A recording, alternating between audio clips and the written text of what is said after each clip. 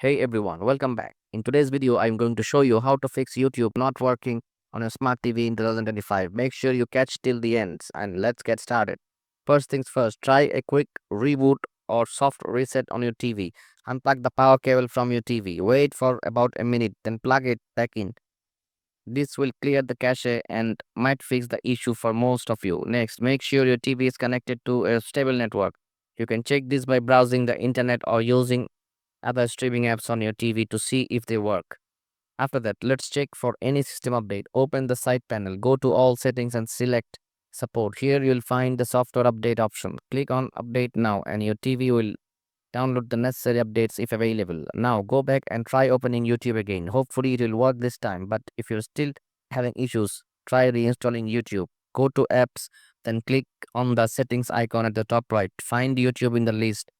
Since it's a built-in app, you can delete it. You cannot, but still see the option to reinstall it. Select that and your TV will uninstall and reinstall YouTube. Once that's done, try opening YouTube again and should work without any problems. And that is it. That's how you can fix YouTube not working on your smart TV. Thanks for watching and I'll see you in the next one.